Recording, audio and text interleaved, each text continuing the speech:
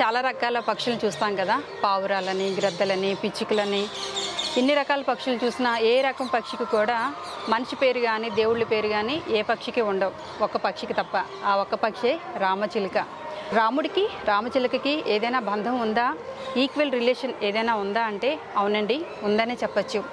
రాముడు ఎలా అయితే ఏకపత్ని వ్రతంతోనే సీత సీత అంటూనే భార్యను విడిచిపెట్టిన తర్వాత కూడా ఆ సీతని జపిస్తూనే తన జీవితాంతం కూడా సీత కోసమే బ్రతుకుతూ తన జీవితాన్ని అంతం చేసుకున్నారు. అలాగే తనకి ఏకపత్ని వ్రతుడిలాగా మనకి పేరు కూడా ఉందని తెలుసు. బ్రతికితే ఉంటే భర్త దొరికితే కేవలం రాముడు లాంటి భర్తే కావాలి అంటూ ప్రతి ఆడపిల్ల కూడా కోరుకుంటుంది. మరి ఇలాంటి సంబంధం చిలకతో ఏంటి అని అడిగితే చిలక కూడా అలాంటి బంధమే ఉందండి. చిలక ఎవరితోనైతే స్నేహం చేస్తుందో ఆ చిలక తను తదనంతరం వరకు కూడా అదే చిలకతో తన ఫ్రెండ్షిప్ అనేది కంటిన్యూ చేస్తుంది. తనతోనే పిల్లలు కనాలని అనుకుంటుంది. బై మిస్టేక్గా ఆ చిలక చనిపోతే ఇంకో చిలకతో రిలేషన్షిప్ మెయింటైన్ చేయడం, ఆ చిలకతో బంధాలు పెంచుకొని పిల్లలు కండం, ఇలాంటి రిలేషన్ ఏది కూడా రామచిలక చేయదండి.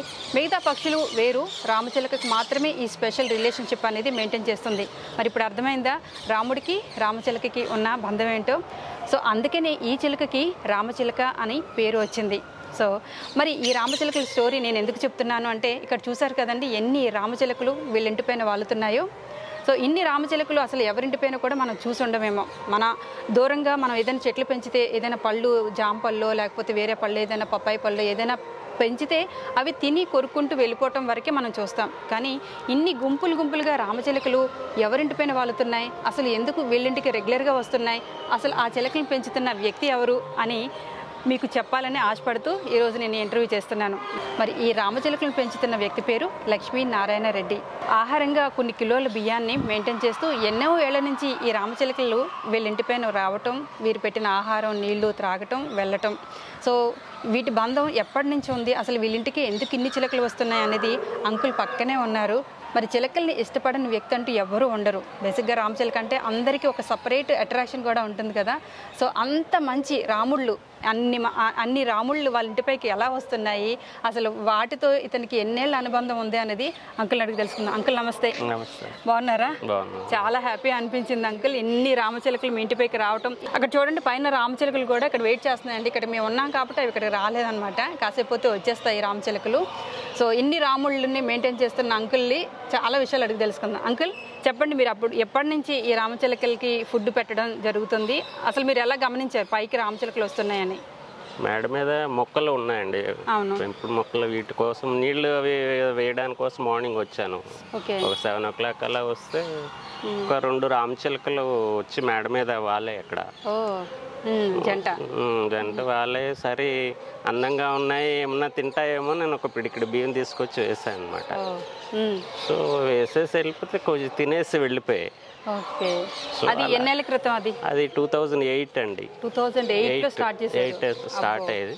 బట్ ఏంటంటే 2010 తర్వాత నుండి నంబర్స్ ఇంక్రీజ్ అవ్వడం. అది ఫస్ట్ అది అలా మనం ఏంటంటే పెద్దగా గమనించలేదు. ఒక రోజు వేస్తే ఒక రోజు వేయకుండా, ఒక రోజు మన అదే పర్టికులర్ టైం మనం రాకపోవడం, అట్లా మెయింటైన్ చేయలేదు.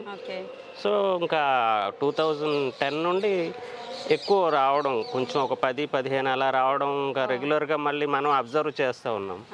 సో అప్పటి నుండి ఇంకా రెగ్యులర్గా వేస్తూ ఉన్నాం అనమాట. పెరుగుతున్నాయని కొంచెం మళ్ళీ మనం క్వాంటిటీ బియ్యం ఎక్కువ చేస్తూ ఉండేప్పటికీ అవి కూడా అలాగా నంబర్స్ పెరుగుతూ వచ్చాయి. ఒక రామచిలకలేనా వేరే బర్డ్స్ కూడా వస్తాయి? తర్వాత పావురాళ్ళు వస్తున్నాయండి, పావురాళ్ళు వస్తున్నాయి, గువ్వలు, పిచ్చుకలు కూడా ఉండేవి. పిచ్చుకలు ఈ ఎలక్ట్రిక్ వైర్స్ వీటి వల్ల చెట్లు నరికేయడం వల్ల వాటికి షెల్టర్ పోయింది. సో అవి స్ప్రెడ్ అయ్యి వెళ్ళిపోయాయి. సో ఇప్పుడు ప్రస్తుతం రామచిలుకలు, ఇవి పావురాళ్ళు వస్తున్నాయి. ఒక్కసారిగా మీరు అంటే ఒక జంటను చూసిన తర్వాత ఒక 10-15 days తర్వాత మళ్ళీ అవి పెరగటం చూసి మీరు ఎలా ఫీల్ అయ్యారు? కొంచెం సంతోషమే. మనకు ఏంటంటే నంబర్స్ పెరుగుతూ ఉండేప్పటికి మనకు కొంచెం సంతోషం వేసింది. నంబర్స్ ఎక్కువగా ఒకేసారి గ్రూప్గా ఉండేప్పటికి మనుషులు ఎక్కువ మంది వస్తే కొంచెం లేదు మనకు సంతోషం వేసింది. అవన్నీ అందంగా చూస్తూ ఉంటే మరి బాగుంటుంది. సో మనకు సంతోషంగానే ఉంది, ఇంకా ఎక్కువ వస్తున్నాయని. సో అవి నంబర్స్ పెరుగుతూ ఉంటే ఇంకా సంతోషంగానే ఉంది. మనకేమో బియ్యం ఏదో ఎక్కువ ఖర్చు అవుతున్నాయని మనం ఎప్పుడు బాధపడలేదు, వేస్తూ ఉన్నాం. రోజుకి ఎన్ని కిలోల బియ్యం వేస్తారు అంకుల్ మీరు? రోజుకి ఇంచుమించు 8-9 కేజీలు దాకా అవుతుంటాయి. అప్పుడు మొత్తం మేడంతా వేస్తుండేవాడిని. సో ఇప్పుడు కొంచెం రిస్ట్రిక్ట్ చేయాల్సి వచ్చింది. ఈ సమ్మర్లో మనం ఈ ఎండ వేడికి చేయడం, సో ఈ బట్టలు అవి ఆరేస్తూ ఉంటారు. అలాంటి టైంలో మనం వాటికి చేయడం, ఇవన్నీ శుభ్రం చేయడం వర్షాకాలంలో ఇవన్నీ మళ్ళీ శుభ్రం చేసేయడం, వేసిన వెంటనే వర్షం వచ్చేస్తుంటుంది, ఒక్కోసారి తడిచిపోతూ ఉంటాయి. అప్పుడు శుభ్రం చేసి మళ్ళీ వేయడం కొంచెం. సో అందుకు కొద్దిగా ఇప్పుడు రిస్ట్రిక్ట్ చేసాం ఒక 2 ఇయర్స్ అది అంతవరకు. సో అప్పుడు కొంచెం అంతకుముందు వచ్చేదానికంటే ఇప్పుడు కొంచెం తగ్గే, స్ప్రెడ్ వెళ్ళిపోతున్నాయి. కొద్దిసేపు ఇవి తింటున్నాయి. మరి ఆ లిమిటెడ్ టైంలో కొన్ని వేస్తాము, మళ్ళీ కొంచెం ఉంటే మళ్ళీ అవి అయిపోయిన వెంటనే మళ్ళీ ఇంకో సెకండ్ టైం అలా కూడా వేస్తూ ఉంటాను అనమాట. మార్నింగ్ మధ్యాహ్నం ఈవినింగ్ 3 పూట్ల వేస్తాం, బ్రేక్ఫాస్ట్ లంచ్. మరి ఇన్ని చిలకలు మేడ మీద వచ్చినప్పుడు పక్క వాళ్ళు ఎవరైనా చూసి హ్యాపీగా ఫీల్ అవుతూ మిమ్మల్ని ఏమైనా అప్రిషియేట్ చేయటం, లేకపోతే ఫుడ్ చిలకలకి ఏమైనా ఫుడ్ ఇవ్వడం అలా ఏమైనా చేస్తుంటారండి. కొందరు తెలిసిన వాళ్ళు చూసి మనం అప్రిషియేట్ చేస్తారు, ప్లస్ వాళ్ళకి తోచిన ఏవో బియ్యం ఉంటే కూడా ఇస్తూ ఉంటారు వాళ్ళు. కొంతమంది స్నేహితులు పక్కన వాళ్ళు కూడా సపోర్ట్ చేస్తారు. ఓకే, మీకు పిల్లలు లేరండి? పిల్లలు లేరు. ఓకే, మీ వైఫ్ మీరు టీచర్ అండి, గవర్నమెంట్ టీచర్.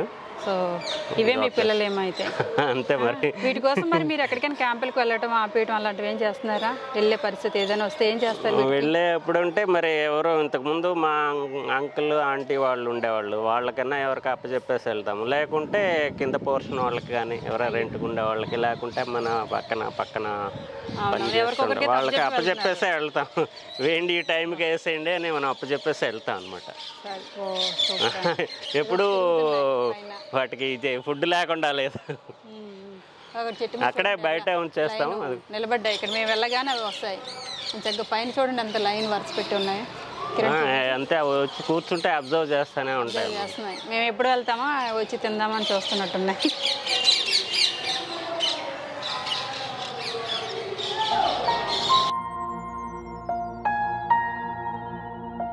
బాగున్నా.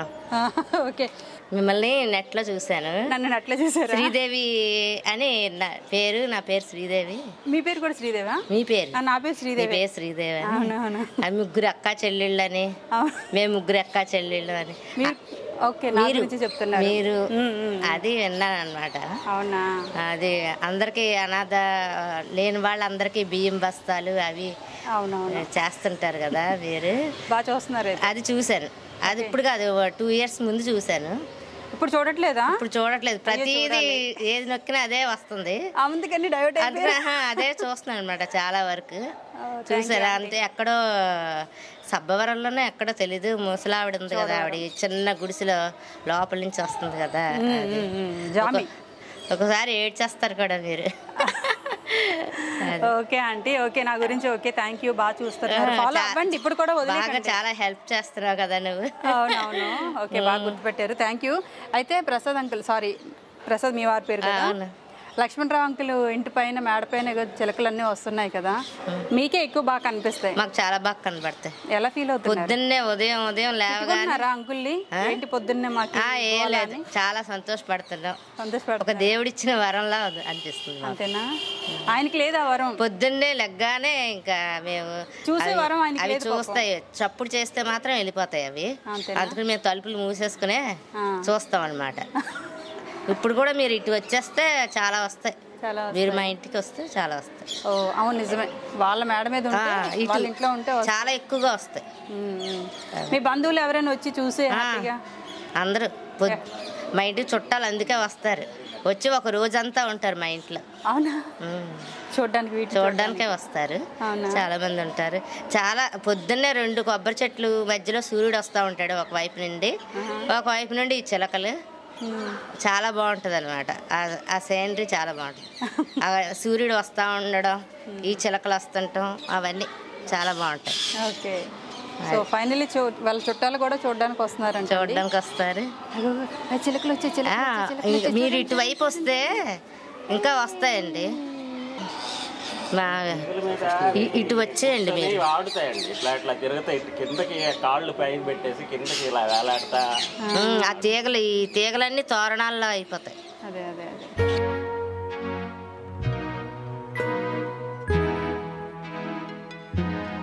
హాయ్ నాన్న, నీ పేరు? హాయ్ అండి, ఆశ్రిత అండి నా పేరు. ఆశ్రిత, ఎలా అనిపిస్తుంది నీకు ఈ ఫీల్? చాలా ప్లెజెంట్ గా ఉంటుందండి. విండో వ్యూనా? క్లియర్ గా అంటే అన్ని చుట్టుపక్కల అందరికన్నా మాకే కొంచెం వ్యూ బాగుంటుంది అనమాట. ప్లెజెంట్ గా ఉంటుంది. మార్నింగ్ మాకు అలారం ఇదే 5:30 కల్లా వచ్చేస్తాయి. ఓకే. అండ్ ఈవినింగ్ కూడా చాలా కూల్గా ఉంటుంది అవన్నీ చూడడానికి. ఇప్పుడు సమ్మర్ కదా, వెదర్ అంతా హాట్గా ఉంటుంది మార్నింగ్ అంతా, బట్ ఈవినింగ్ అయ్యేసరికి ఈ ప్యారెట్స్ కూడా మమ్మల్ని కూల్ చేస్తాయి అనమాట. ఓకే. ఫ్రెండ్స్ ఎవరైనా వస్తున్నారా? ఫ్రెండ్స్ వస్తారు. అంటే కేవలం ఇది చూడడానికి కూడా 5:30కి లేసి వస్తారు మా ఫ్రెండ్స్. మార్నింగ్ వస్తారు.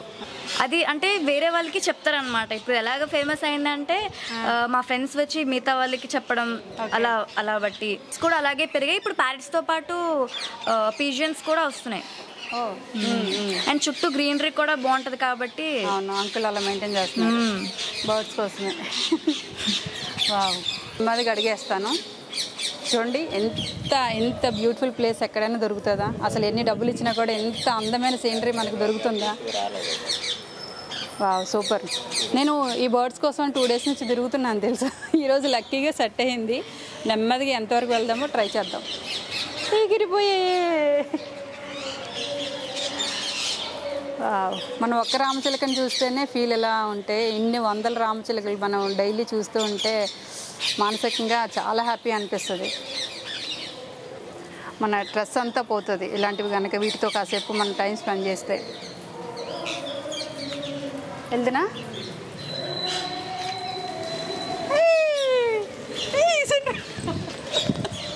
ఎగిరిపోయాయండి.